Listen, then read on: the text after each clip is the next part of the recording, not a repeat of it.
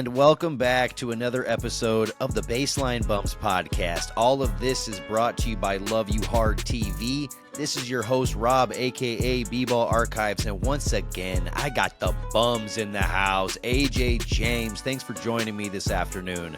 We got some Spurs shenanigans to get to, but also some NCAA tournament is right around the corner. We're excited. We are so Don't let me shenan because I will shenan again. That's a great way to start it, dude. I am so pumped for the NCAA tournament. The fact that the Final Four is in San Antonio makes me even more excited. So I'm definitely going to try to sneak my way into something out there. Unlike our counterparts in the building, we do not have credentials. So, which is a wild story, by the way. So if no one's heard that yet, Mike Taylor had to get on Twitter to get his credentials, and it worked. So we are here. Spurs won last night. Really strange game, super weird to get into, but a win's a win, right? We don't apologize for wins. Well, unless you're trying to lose. Right, which at this point we kind of are, but at the same time, coming off of a loss to that just absolutely just dog water of a Mavs team, it was really, really nice to go out there and get that 10-point win.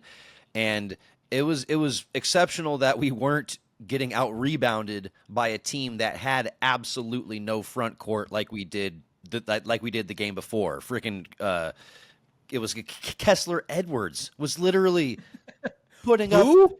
And Kessler Edwards was literally called out on Twitter by Nick Stauskas as like, I think the quote was, "I'm happily retired, but what does Kessler Edwards do in the NBA?" And I'm just like, okay, Sauce Castillo, you're talking really bold, first of all. But at the second, like, really? Right. It's like he's not Walker Kessler. No. Kessler Edwards. Kessler Edwards.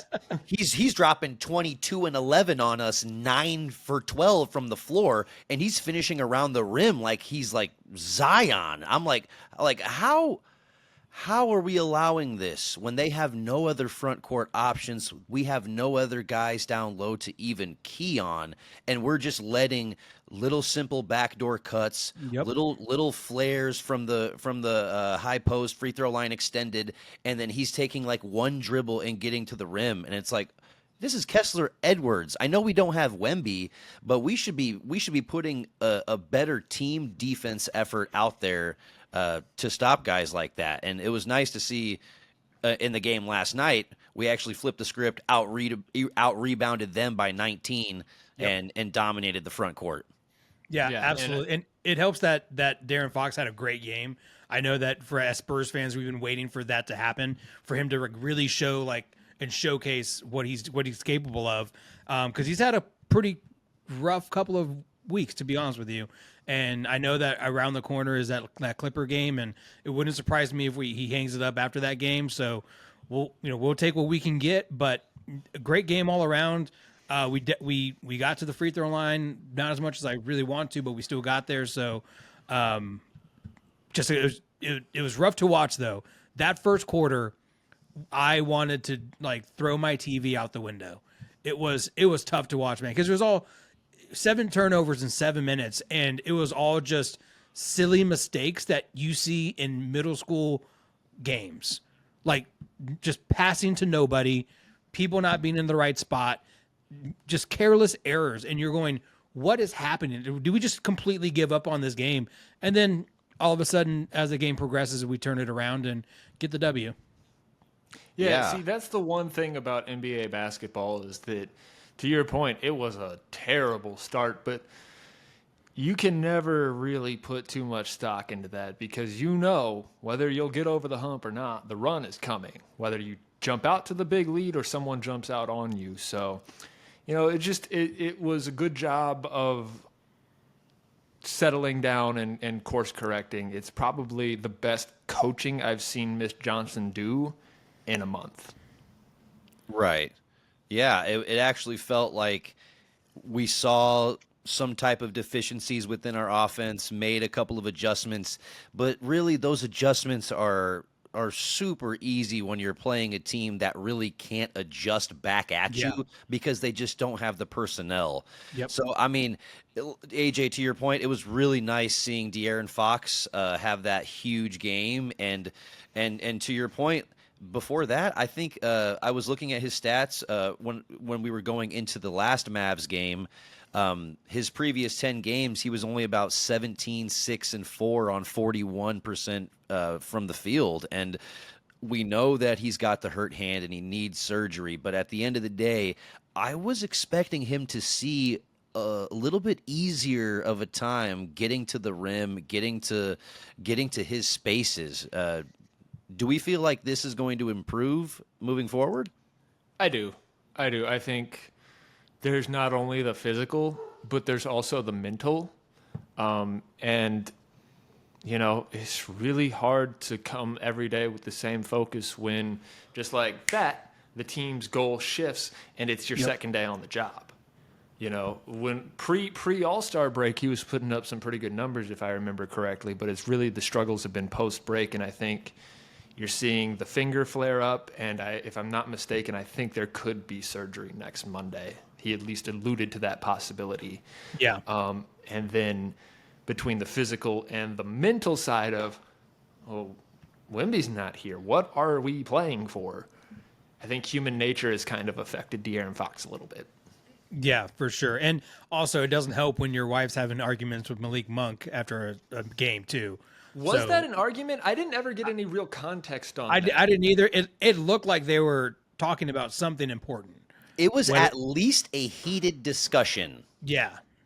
Probably. I couldn't tell how heated it was because Monk seemed to be like smiling, but you know how people are with smiles. They can smile when they're mad, smile when they're nervous, so like the reception line for him with the players on the Kings seemed somewhat okay. Sabonis is a bit awkward, but their relationship, I don't think was ever that great.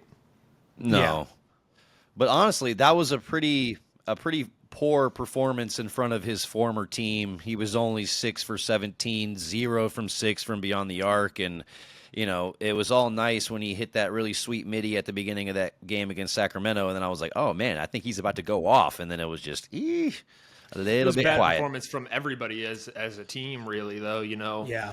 You look at games like the past two against the Mavs and games against the Kings and the Pelicans, and although you're not necessarily explicitly trying to win or lose, though you look at those even without Wemby as winnable games, and to not put your best foot forward it's discouraging. It's discouraging, but perspective is really challenging. And I know AJ and I were talking a little bit earlier about how the season feels as a whole, and I think the best way to say is that this isn't an A or an F. This is an I. This is an incomplete grade because I think when Wemby went out, we were 4 games under 500 with a pretty soft schedule coming up after the break, and that all flipped in an instant.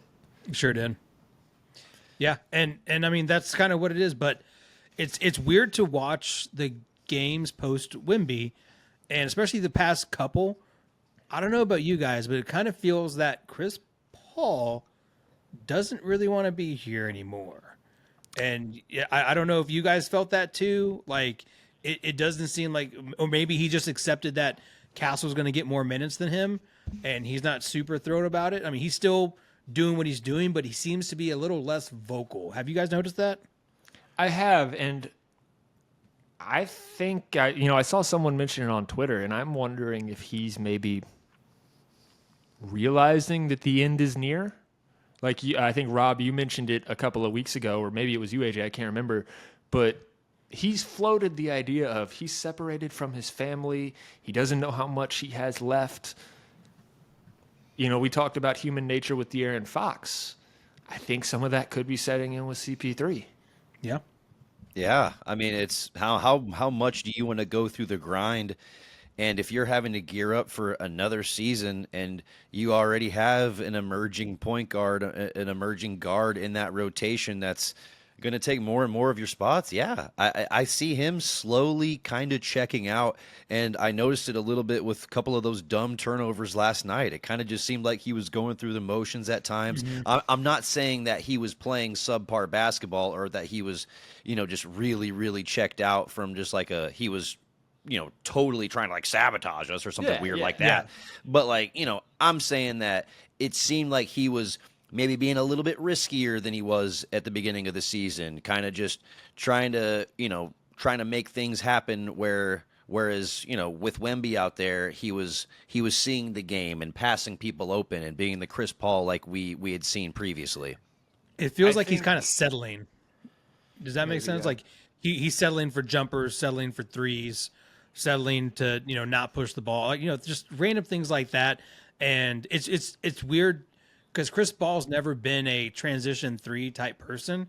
And in that first half, in the first half yesterday, he was taking a lot of transition 3s. And I was like, that's not who he is. And so that's when I was kind of like, this is a little odd. And, I get it. He's away from his family. He's away from his kids. I hope the $400 million he's made throughout his career could help ease some of that pain.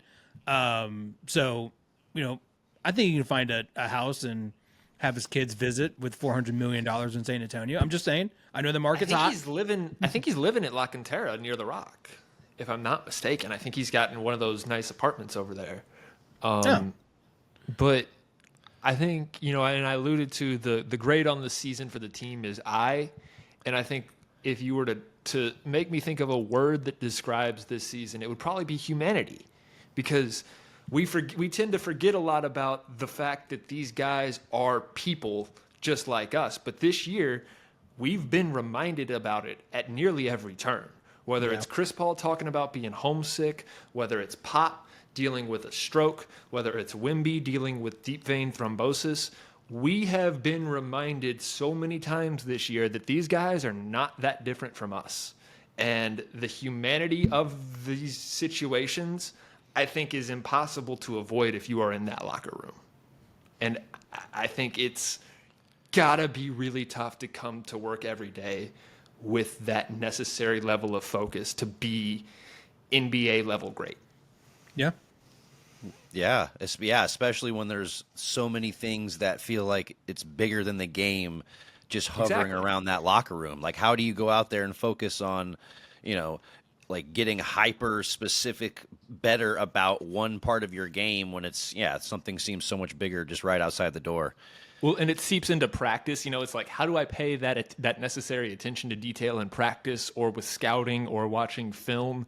It just seeps into everything, and it's human nature. And as much as it sucks, you also got to realize we are +5 in the win column from the last 2 years. With all that being said, we are still a better team than we have been. Yeah.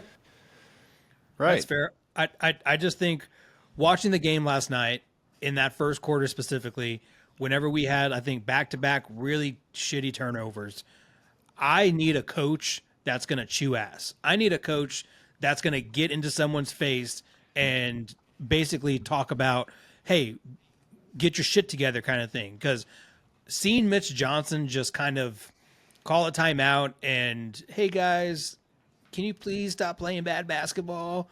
I mean, it's a very millennial type conversation. And I think I realized last night I want a boomer coach.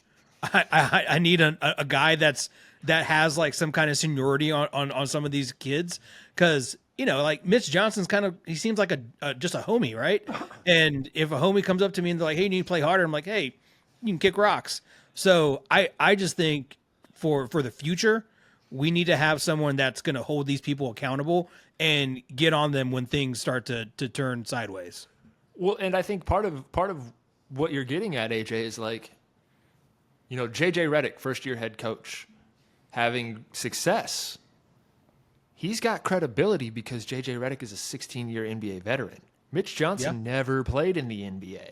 So it's like, as a player, it's like, how can you coach me if you've never seen these situations before? You've never been in these situations before, and you're not Pop. I know Pop has never played in the NBA, but he's been a GM. He's the greatest coach of all time. Like, if I'm a player, I'm questioning the experience of my coaching.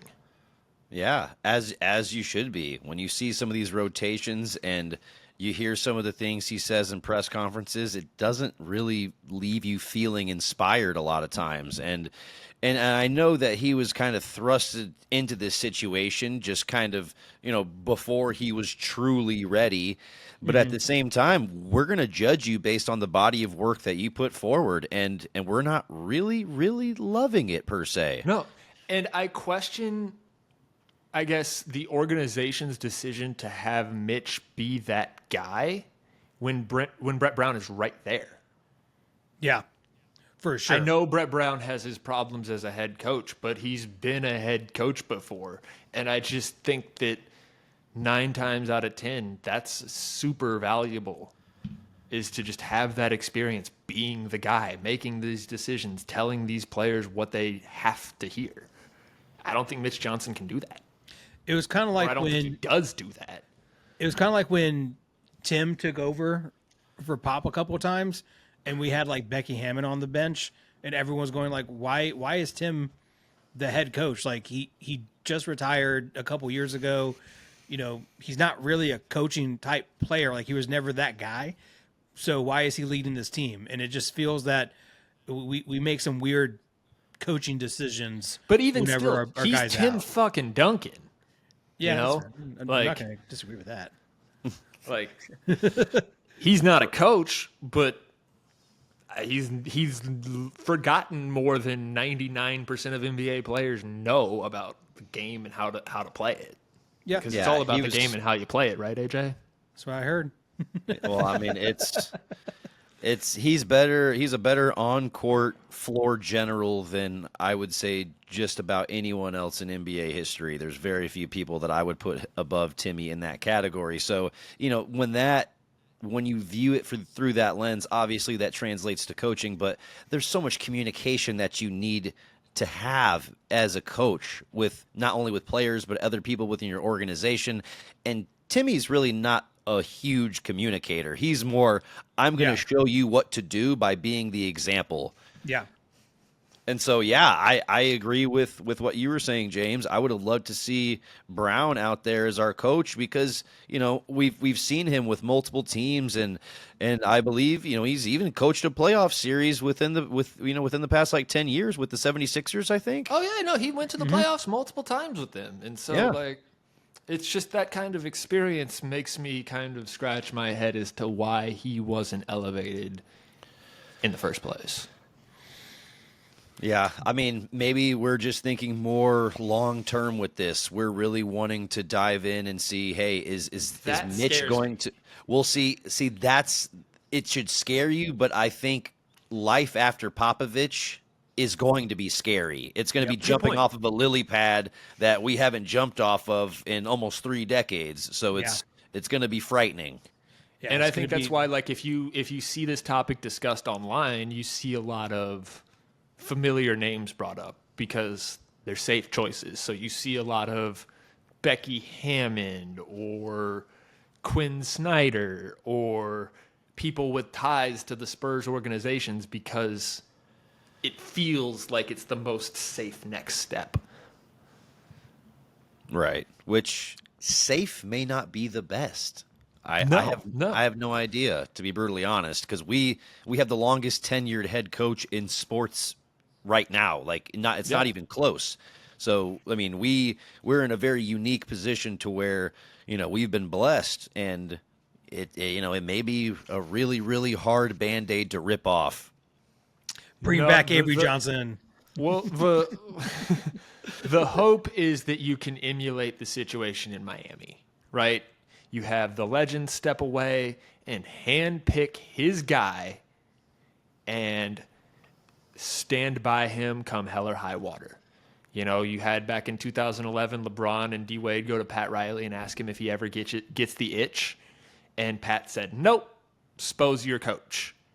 And I think if Pop could, whenever he's done, transition into that kind of Pat Riley role, he doesn't have to be as hands-on, but if he picks the guy, I think it could be a better transition because it might call off the Wolves, if something goes wrong. This is Pop's guy. Give him some time. Right. I think I'm just worried that's kind of what he's saying with Mitch right now. And yeah, I mean, and that's why I said it scared me in the first place, that when you said we're getting some insight into their thinking, because right, that thinking, the logic isn't logic. Yeah, not a lot happening inside. Right. What are you? An idiot sandwich. But at the end of the day, watching a lot of MasterChef, y'all. Oh, dude, MasterChef is great. Next Level Chef. Yeah, we're basically a plug for Fox right now, I guess. Dude, Wild Card Kitchen on the Food Network. Oh my God, that show is best crack. cooking show of all time. All right, just this throw is that out there. This is the Baseline Bums Kitchen. Welcome back to. But seriously though, like if we're talking about cooking up something nice, yeah, we need to figure out what the hell we're doing with our coaching situation, because right now we don't know if we're going to see Coach Pop back on the sideline, and that's very frightening for the people of San Antonio. It's looking like he's definitely going to be not coming back. It seems that that's what it's going to be. Just from hearing some of the chisme going around San Antonio, it seems like we're going to be getting a new coach sometime in the offseason, and we just got to figure out who that's going to be, and we got to do it probably right after the season ends. Are you hearing any chisme that can be shared with us? Because I haven't heard anything beyond those vague Shams tweets from a couple of weeks ago. I cannot share, but we can talk off air. Okay. I cannot confirm that we're going after Darvin Ham. Oh, God. No, Pockets and hands. Oh, speaking of Darvin really Ham, funny. dude, like, what are you doing? Like, the play's right in front of you. You're like, hey, just go here. Oh, Anything my goodness. but hands in pockets. Like, if he's just been standing there with his hands, like, anywhere else, or look it's in not hands a in pocket looking at the play. I don't know what he was It's looking literally at. 2 feet in front of you. Even Doc is looking at the play. Breaking news. San Antonio Spurs star De'Aaron Fox will undergo season-ending surgery on Tuesday for tendon damage in his left pinky. So that was the last time we saw De'Aaron Fox, was last night, and he is now done for the season. That happened just no more than 2 minutes ago from, I believe it was Shams. Yep, it was Shams. Yep. All right. So now we know. You heard it from the goat's mouth. It is a situation where, yeah, I think this makes all the sense in the world. He's going to be able to time his recovery up perfectly with Wembanyama. And yeah, this is going to be brilliant, because it's going to be a summer of redemption. It's going to be a summer of getting healthy. It's going to be a summer of seeing what our draft picks will become, because this is definitely one of the better draft classes that we've seen over the last decade. And I think we're about to reap some huge benefits. And after today. Yeah, and last night I think could have been an impetus for this, because it's like, all right, it's cool, but let's stop winning some of these games. Like, we're damn it, probably Fox, not. stop scoring 30 points. We're probably not going to catch Philly or Brooklyn to kind of move up the draft order anymore. I believe they're 4 or 5 games worse than us with with about 20 to play. So we're probably not going to catch them, because they are also trying to lose. But at the same time, I don't think Portland or Chicago is in that much of a position to catch us.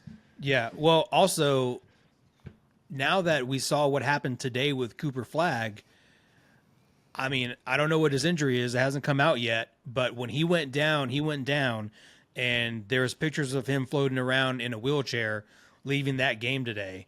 So, we'll see kind of what that injury holds. And, if he has something serious that's going to keep him out, he may not be the number 1 pick anymore, and he might slip a little lower. If he isn't the number 1 pick, even if he tore his Achilles, I would be shocked. Outside of Victor Wembanyama, Cooper Flagg is probably the most touted prospect, I would say, in the last maybe 20 years. I would say that there's very few guys that have had the hype like Cooper Flagg. When you saw the footage of him playing against Team USA and scoring on Anthony Davis, his hype went up. As soon as he started putting up real numbers for Duke, his all of his stock went through the roof. And AJ, you bring up his latest injury, and I think this is definitely something to keep an eye on. But man, unless his head is chopped off, I think he's going to be the number one pick. I think that, and honestly, it's a even then, no-brainer. if Utah gets the number one pick, they'll probably still take him because he's the white kid. Yeah. Well, you guys also give a lot of these organizations some credit that they don't deserve. So, I get he should be the number one pick, but we also might be seeing like the Wizards or, some other organization like the Sixers get the number one pick. And we all know that they are what you call stupid in their front office. So anything can happen. I hesitate to say this because, to your point, it is the Wizards. And I listen to Bomani Jones a lot. He's like, I'm 44 years old. I have never lived to see the Wizards win 50 games. So, grain of salt, but I like what they've got building out there. Yeah. You talk about the young guy, the rookies they have with Bub Carrington and Alex Sarr, who's really starting to figure some things out. You add Cooper Flagg to that, you could really have something there. You got to get rid of Jordan Poole, though. Probably, Yeah. but I don't think that'll be that hard. And also, we've seen Jordan Poole play for a competitive team. He's a different Jordan Poole. Right. I mean, he has to adapt to that role where, hey, you're not going to be a 20-shot per game kind of guy. And if you are, then you're not on a competing team because we all know that Jordan Poole doesn't scream efficiency. But he's been on competitive teams that have been playing for things at college and in the pros. We've seen him with better talent around him. Right now, you're kind of back in the Wizards' glory years of the Andre Blatch, JaVale McGee, Gilbert Arenas teams. It's a little similar to that, just not as fun. Right. A little bit less guns in the locker room now. I mean, I think Javaris Crittenton is actively in jail for murder today. Oh, my gosh. Yep. Pure craziness. Yeah, it absolutely is. And also, I don't know if you guys got to see this too, kind of going back around the NBA, but OKC beat the Celtics last night. And I don't know if you guys saw this aftermath, but SGA's logo was all over the TD Garden Arena and also on one of the famous buildings in Boston. As like I didn't even know SGA had a logo until this morning. Yeah, and it was. I'm sure that pissed off a lot of Larry Bird fans. I'll say that. Well, good. They should Yeah. be pissed because that was a game that the Celtics should have won because J-Dub was not playing. I think that when we look at the matchup, that was the one that I think the Celtics could have snuck because they didn't have their second best scoring option and one of their best perimeter wing defenders, and you didn't capitalize on it. So I'm thinking, hey, SGA, you're going to be all over Boston. Also, I'm interested to see what those teams were willing to show in that game and what they weren't, because that could very well be a finals preview. So I don't think the Celtics showed them very much because they shot 22 threes out of their 24 shots in the first quarter. Well, and Kristaps Porzingis completely changes the dynamic of that team when he's there. Yeah, you saw that in the finals. The fact that he's not there right now, it almost, the Thunder didn't have Jay Will, the Celtics didn't have Kristaps, so I would love to see that matchup in June because I think that would be a very entertaining finals. As long as the SGA isn't spending all of his time at the free throw line. Dude, there's some of those plays that he was doing yesterday. I was like, guy, stop. Just play the fucking game. Just play Hold the on game. us. I do have a slight bit of pushback, and I'm going to give a shout out to my boy Slim Dookie, who is a solid creator on TikTok, and he broke it Shout down. out to Slim Dookie.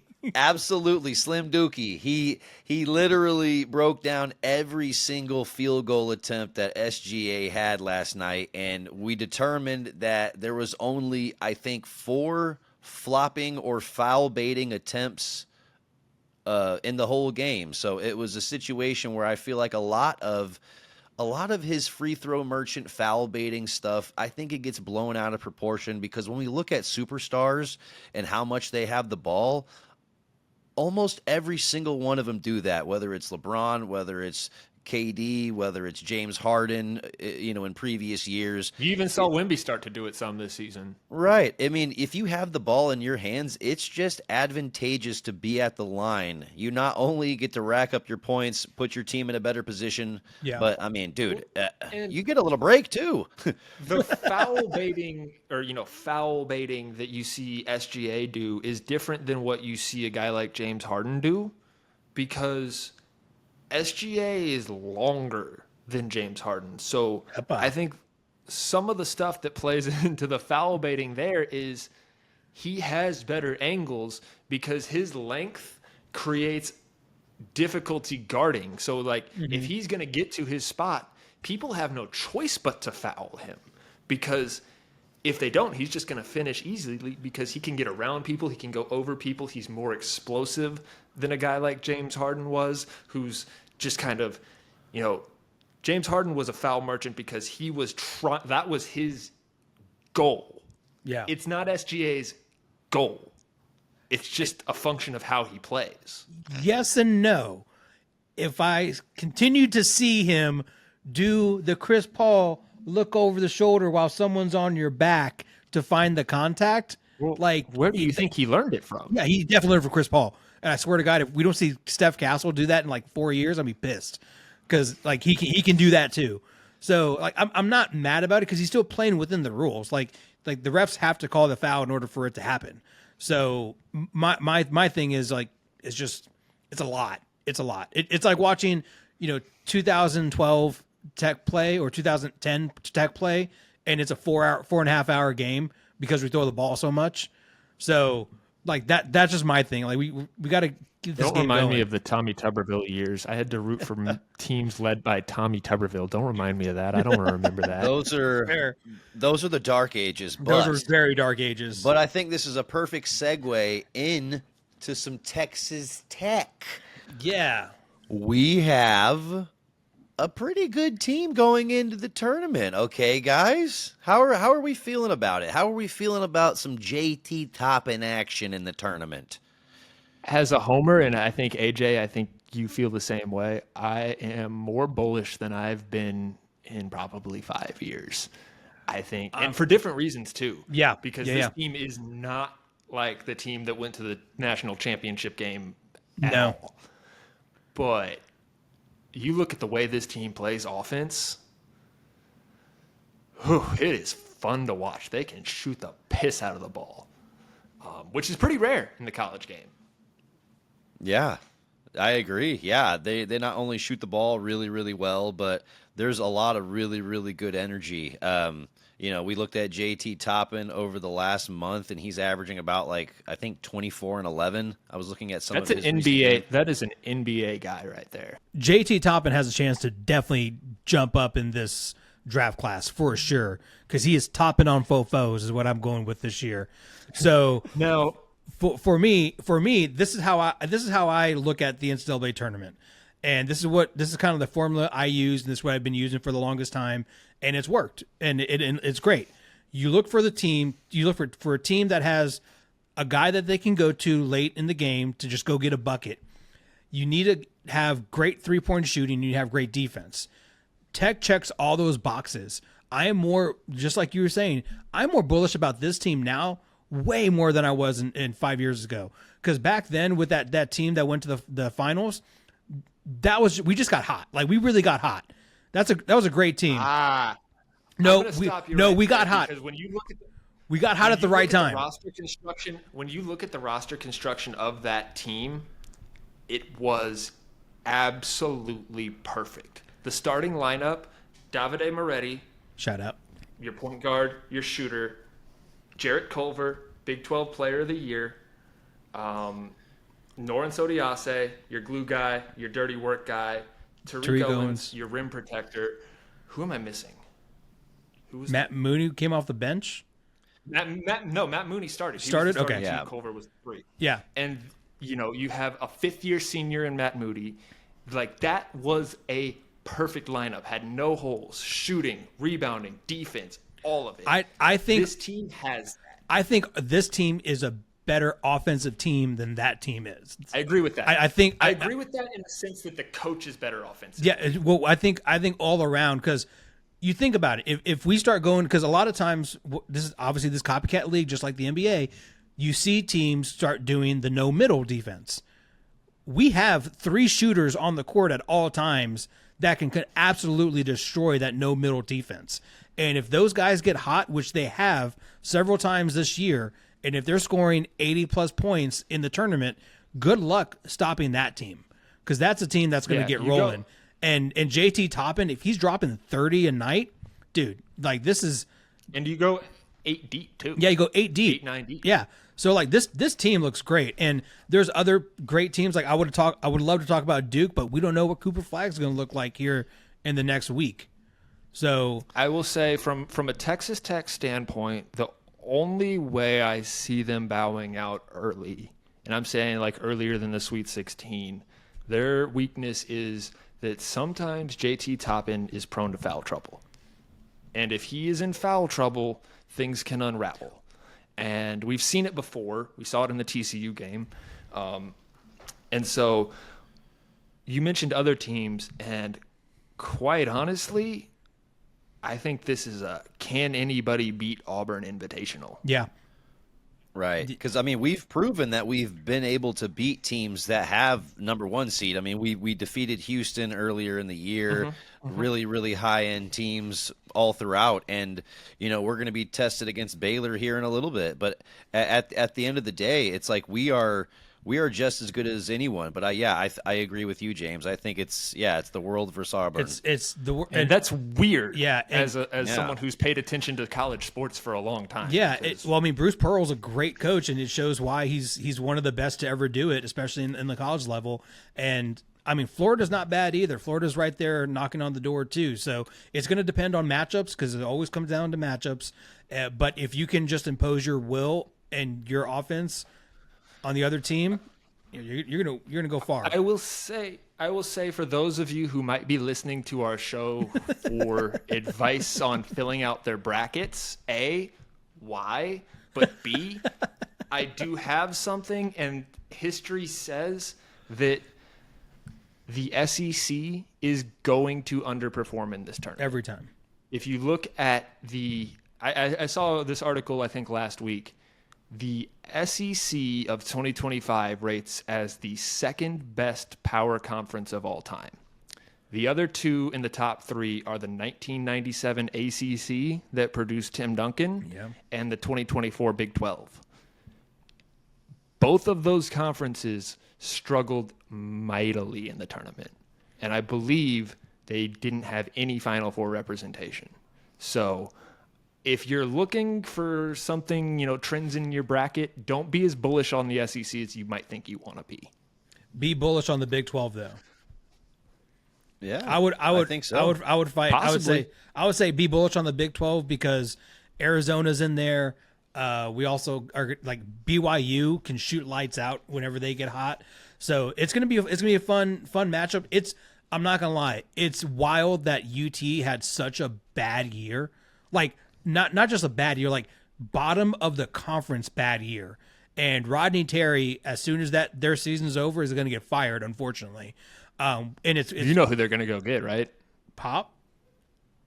Will Wade, LSU. Or no, McNeese was at LSU. But they're going to go get Will Wade. Yeah. That's the rumor that I've seen. But yeah, I tend to agree by the Big 12, because there's a lot of experience. And BYU is a super interesting program to me, because they have somehow they found the money pit. They have a top 10 pick this year, and they've got AJ coming in next year. That's a program to watch for the future, because they've been pretty good in the past, and now they have Big 12 resources. Yeah, dude. When you spend all your money, and they're never going to. Go ahead. They're never going to be short for talent because there's so many Mormons. Yeah, dude. So many of them. And there's so little options if you are a Mormon. And Jimmer definitely set that trend too. And, shout out to the soakers out there because it's definitely going to be interesting to watch. But anyway, we're definitely going to have a bracket episode where we'll talk about kind of some of the matchups, some of the mid-majors that you need to look out for. Who is it? Oh, shit. Well, there was a team last night that punched their ticket that kind of came out of nowhere. Damn it, I can't. I know Delaware was really close to being the ultimate bid stealer as a 12th seed in their conference tournament. They made it all the way to the championship game. So, I forgot. Someone that he's a new hot coach now. So hot right now. It's not Drake. It's not Drake. So hot right now. It's not Drake. Drake is a pretty good team. But it's not Drake, but it's Kendrick. Anyway, but we'll have all that for you. We'll tell you how we're leaning, what we're thinking about. Because my thing is who's going to get hot in the conference tournament, and that carries over to the NCAA tournament. Look at NC State last year. They had a great team, but they really outperformed themselves in the conference tournament. And then all of a sudden you see what they did in the NCAA tournament. Beating Texas Tech is one of the things they did, but they also made it to the Final Four. And that was the last time we saw, was it DJ Burns? Is that his name? DJ Burns. Yeah. What's he doing nowadays? He's in the G League or something? I think he might be over in Europe. He turned down some overtures from the NFL, actually. Oh, well, I mean, he had so much good size. He was looking like a young Zach Randolph out there. Really it was fun to watch him play. He really was. People, I mean, honestly, I'm a little surprised that he shied away from the football thing because, like, if you put that dude at left tackle, good luck. How do you throw over him though? Wasn't he like 6'10"? It's like how. Or maybe 6'9". Well, I mean, Tech football has a 6'9" kid coming in from the transfer portal at left tackle, and he is enormous. I saw a video today. That dude is so big. I mean, he could have played defensive end like Too Tall Jones. Yeah, right. I mean, yeah, you can play tight end. You're swatting that.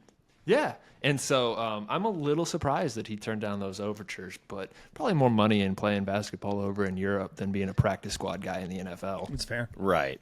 But it's always fun to see the NCAA tournament and how it brings out those fun characters on teams you weren't expecting to watch play. And you get to just follow the storylines for all of March. And it's just such an absolute joy. And that feeling is right on our doorstep. So I'm super, super excited. We get to dive into all that shenanigans next week. Get your PTO submitted for next week, people. Yeah.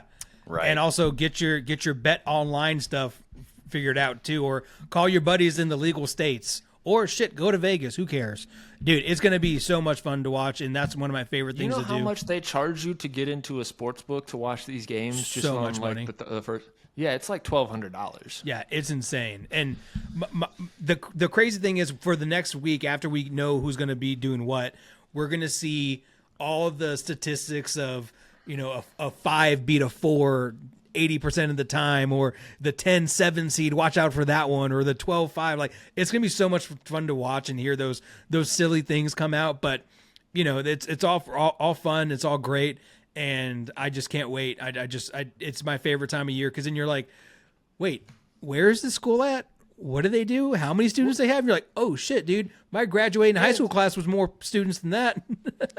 You get to like sound like an expert even if you're not, because nobody knows anything about like Omaha basketball, but you can just be like, yeah, the Mavericks out of the whatever fuck conference they play in. Yeah, great guard play, good shooting. Look for the Mavericks to make a Sweet 16 run. It's the best time for all the racial, I don't fucking know. all the racial stereotypes. White guy, high motor. Oh, right. They play the game the right way. Right. He's scrappy. Tyler Hansborough plays the game the right way. He's a coach's wet dream. Right. Seriously. I'll never what a forget hard worker. I'll never forget Tyler Hansbrough for two things. One, for backing down when he realized he was about to get in a spat with Ron Artest. Hilarious. And two, looking at Boban when he checked into the game and stood next to him and just being absolutely terrified. And that's when he was like, I need to not be in this league anymore. But really, I can't blame him for either of those things. Yeah. Because if I was next to Boban, I would shit myself, and I turned around and I saw Meta World Peace, I would literally be like, hey, I would turn into Meta World Peace and be like, hey, how can I help you, dude? I don't want you to freak out on me and then treat my head like it's James Harden's head. And then, bah! Well, I love Jimmy Kimmel did this thing past few years, but he was like, I'm convinced that Gonzaga's not a real school. I'm convinced that they just have a team that plays basketball, and every March we just happen to see what's going on. This we don't know where they're at. We don't know what state they're in. We don't know what they do, what they're known for, but they play basketball every March. That's all we know. But we all know that they're in Washington. It's a good school. One of my favorite things, and it's a Catholic school, one of my favorite things from the tournament that I wish to God they'd bring back, but for the past couple of years they've gotten rid of it, was the Levitard Show tournament lookalike challenge. They would take like every team in the NCAA and give them like a different like person in sports and what they look like, and it was always just really funny. And if y'all have some time, go back and look at some of those brackets, because they called it March Sadness, and it was absolutely hysterical. That sounds fun. Yeah, I have to check that out. But guys, ready to dunk? Yeah, I was about to say, yeah, it feels like we should get kind of dunky and clear the runway.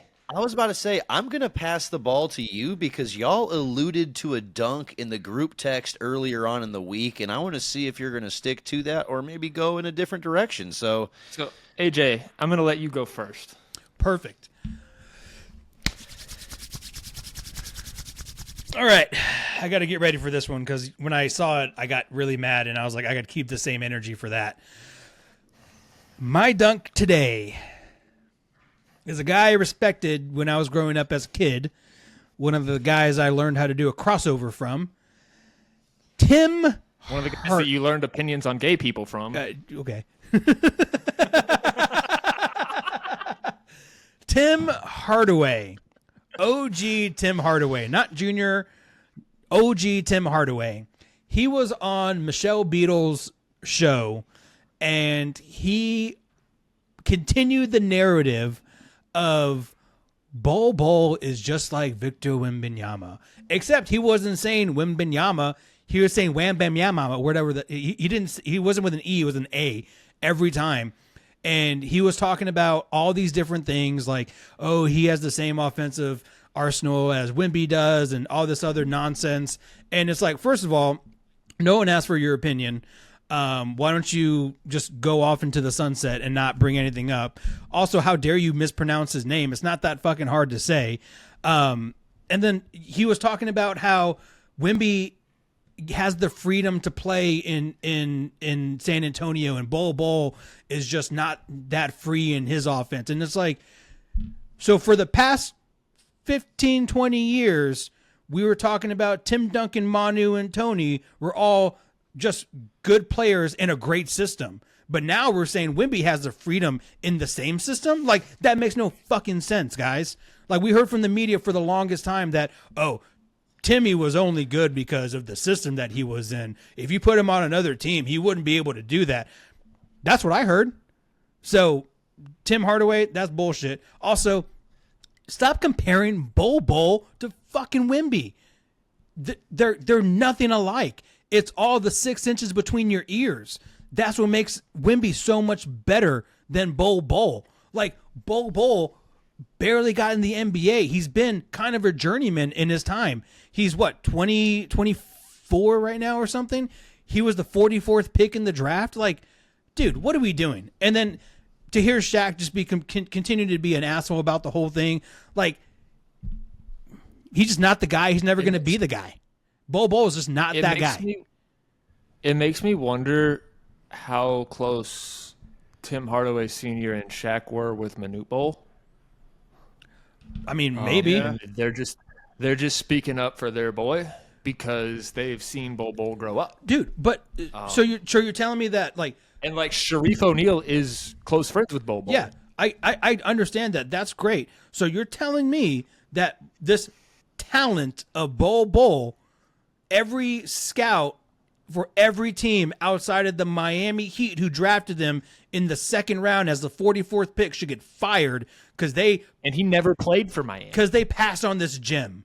Like, no, we know what we know. He's an okay player at best. Tim Hardaway, don't ever bring up that again, because if you do it again, I'm gonna have my girl Michelle Beadle whip your ass, because that girl is not gonna lay down for that. Anyway, my dunk was Tim Hardaway, if you guys didn't know. All right. So James, to Rob's point, I am going to piggyback off of that. I am going to dunk on the originator of that take, Shaquille O'Neal. And I'm not dunking on him for that, although it's plenty dunk worthy. I'm dunking on him for his comments this past week about the Detroit Pistons. This is the biggest microcosm of what's wrong with the NBA and its media coverage. If Shaq had said these things when David Stern was the commissioner, he might be a missing person right now. Yep. Like, David Stern would not have stood for this. And for him to get on his podcast and be literally 10 games wrong on how good the Pistons record was at the time. He said they were 6 games under 500. They were 4 games over 500. And for then him to say multiple times, once on the podcast when pressed on him being so wrong, and then second, this week after a Pistons game on TNT that they won by 20, for him to just come out and say, I don't watch Detroit. They're not very good. This is one of the best stories in the league in the past decade. They were ass they won 14 games last year. 14-68. They're 37-28 and currently in position to possibly be a top 4 seed in the East. And Cade's crushing it right now too. And Cade Cunningham, I'm not normally one to defend number 1 picks winning most improved player. He might deserve it. And for one of the biggest in more ways than one NBA media voices to come out and just show straight up proud ignorance on the sport he covers and disdain for the actual activity of watching it is what's wrong with the NBA today. What's wrong with the NBA media coverage? Because I think, and I think you guys would agree with me, the skill that we see, the product that we see on the floor is better than it's ever been. But we don't know that because why would we? After seeing Shaq, why would I want to watch these games? Yeah. Why would I want to watch the Detroit Pistons? Because I've been told they're terrible. But if you turn on the TV and actually watch them play, they're one of the most fun teams in the league. And for him to not even know who the coach of the team is, to be so stuck in 2004 that you just assume Chauncey Billups is the coach of the Pistons, like not even in the region, not even in the division, not even the conference. Everybody has a phone. Everybody has a phone. If you're unsure, fucking Google it. Like, I know you can do that. And I could go on, but I just am so sick of your Shaqs and your Stephen A's and your Kendrick Perkins and your Charles Barkley's even complaining about the way the league is today. And as a bigger subject, I've been saying it for months, ever since TNT lost the NBA, and this is not an insult, but we should have let Inside the NBA die. 25 years is a great run. It's a Hall of Fame show, and all those guys should go into the Hall of Fame together. That being said, it's run its course. Yep. It's time. I'm so excited to see the new life that we'll get next year from the NBC and Amazon crews with Dwayne Wade and Dirk Nowitzki and Carmelo Anthony. I can't wait to see them have a new take, some fresh eyes on the game, just because I think Inside the NBA has very clearly jumped the shark. And I think we as the NBA public didn't notice it at the time, but we all notice it now. Your time is up. My time is now. Toot. That could be my dunk, but I'm gonna stick to Shaq. And Yeah. like everybody in the dunk contest every other year, Shaquille O'Neal, you've been dunked on. Yeah, seriously. Yeah, very deserving. Shaq, I mean, he has a chance to be a cool older uncle to a lot of these guys in the league, and he chooses to be the exact opposite. His Zion Williamson take of Dude. shitting on a triple-double in a Pelicans win, just say, and then Adam Lefkoe calls him on it and says he's been averaging 25 and 7, and he acts like 25 and 7 is better than 22, 10, and 12. Like, all you're doing is paying attention to the numbers in one column on the stat sheet. It's lazy, it's tired, and I think the NBA needs to move on. Yep, Shaq couldn't agree. Shaq could easily be like, what's his name? Shannon Sharp. Shannon Sharp. He could easily be the Shannon Sharp of the NBA, but he just refuses to get out of his own way. Yeah, he will never admit that another big man specifically is good or is doing anything unless they just won a championship and he's the best player on the team, and then he may admit something like that. But yeah, total fucking hater and worthy dunk. Berto. Film dunk. I'm taking a break from my film dunks. I'm going to dunk on this popular basketball podcast called Player's Choice. I heard recently on Player's Choice, one of the guys said that Cooper Flagg was going to come into the league and be such a good rim protector that he was going to threaten Wembanyama for Defensive Player of the Year next year. I almost threw my phone down because I'm like, what are we getting at here? I understand the hype. I understand that he has athleticism. He has all of these great things, but we don't need to just say the most extreme thing humanly possible just to get some fucking clicks, especially when we know that thing is so far off base and so wrong. And what pissed me off is there was other people on that panel that I respect that have hundreds of thousands of followers, and they're sitting there like, yeah, I could actually see it potentially happen. I'm like, guys, if you watched 2 seconds of basketball, you would know that in Cooper Flagg's dreams, he wouldn't be half the rim protector that Wembanyama ever would be. 6'9". He's 6'9". It'd be like saying Blake Griffin is going to win Depoy. Right. And I'm like, dude, you don't need to create those hyperboles and those exaggerations to sell me on the fact that Cooper Flagg's going to be a great NBA player. Yeah. You don't need to do that because you're doing him a disservice and creating expectations that just don't need to be there. So Player's Choice, you got dunked on for having a shitty take. You have too many followers to just be saying dumbass clickbait stuff like that. So, hey, do better and say some right stuff from time to time. You know, I think I can identify a thread in all three of our dunks, and it's just that we, as NBA fans, are so sick and tired of the way the product is presented to us. Yeah. And nobody sees it. Nobody in the C-suite at ESPN is picking up on it. Nobody sees it. But, you know, we talk about popular podcast and popular television show hosts and guests, and they're all so terribly off base. Yeah. If y'all don't follow Nikias Duncan on Twitter, and I'm not just saying y'all too, everybody, you should. You should follow that guy. Follow Zach Lowe. Zach Lowe's great. Follow people that will make you smarter about the game. Yep. Please, because you'll enjoy it more. Yep.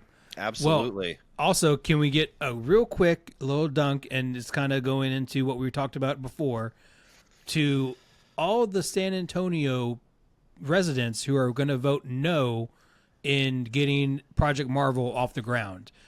Listen, the Final Four is in San Antonio this year, and it's the last time it's going to be in San Antonio until we update our facilities.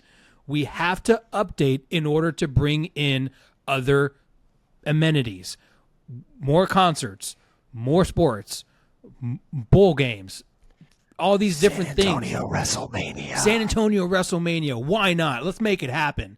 But it's just one of those things like, dude, I get it. It's not fun to talk about your taxes being raised. I understand that.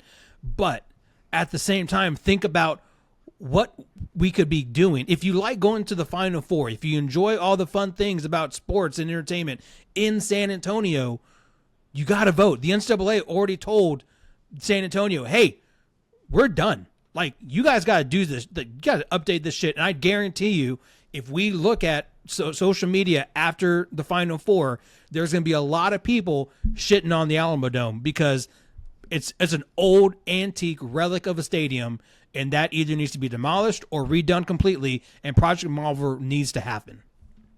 Even if you're like me and just a big fan of UTSA football, there you go. You want to see that program grow, you need a better Alamo Dome. Yeah. You need it has to happen. They're not going anywhere without that. Yeah, more if they're playing there. More jobs, more money in the economy, more things to do. You have more visitors. It makes more sense than not. You don't want to be stuck in the past. We need to update our shit and make it happen. Otherwise, we're not just going to lose the Final Four, which comes every few years. We're going to lose the Alamo Bowl. We're going to lose UTSA football. We're going to lose a lot of things downtown that we have grown to love.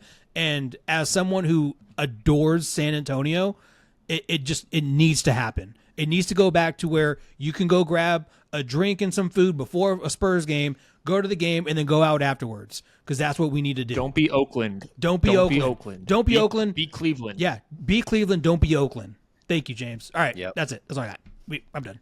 Yeah. I mean, guys, if you're still here listening to these dunks, these numerous dunks, I know these dunks were long, but we appreciate you. We thank you.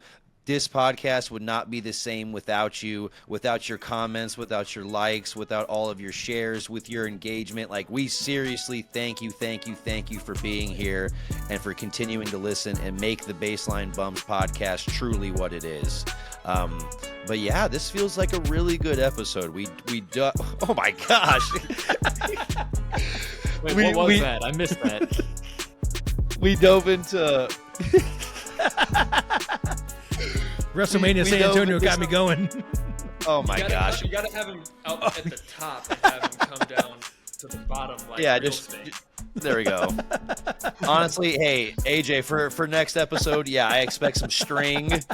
Yeah, there we go, a little pulley system. But yeah, that's been a good episode. We talked some Spurs basketball, some Spurs Mavs, recent matchups, those shenanigans, but also some NCAA tournament stuff, which is coming up next week.